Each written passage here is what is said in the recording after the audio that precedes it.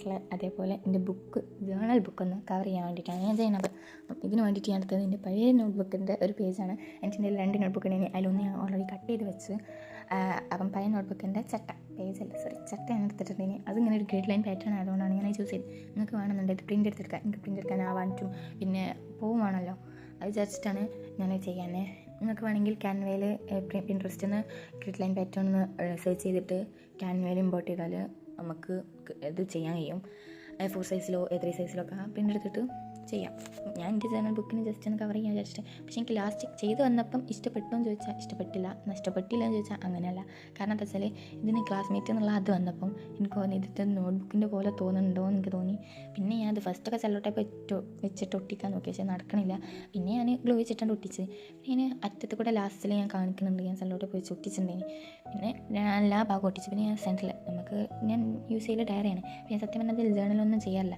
Journal ഇനി മുതൽ അങ്ങോട്ട് ചെയ്യാന്നുള്ള നിലക്കാണ് ഞാൻ ഇങ്ങനെ ചെയ്യാൻ വിചാരിച്ചത്. എൻ്റെ ഒരു തുടക്കമാകട്ടെ. ഞാൻ 2026 തന്നെ ആ ഒറ്റ ജേണൽ ചെയ്ത് 2026 വെച്ചിട്ട് 5 ഞാൻ ഈ ബുക്കിൽ ചെയ്തിട്ടുള്ളത് ആകെ ഒരു 4-5 ജേണൽ മാത്രമാണ്. അപ്പം എനിക്ക് ചെയ്യാൻ അങ്ങനെ സാഹചര്യവും സമയമൊന്നും ഒത്തു വന്നിട്ടില്ല. എനിക്ക് കുറേ പഠിക്കാനും വായിക്കാനും ഉണ്ടായിന്, USSനും അല്ലാതെയൊക്കെ ആയിട്ട്. പിന്നെ ഞാൻ അങ്ങനെ ചെയ്യാറില്ല.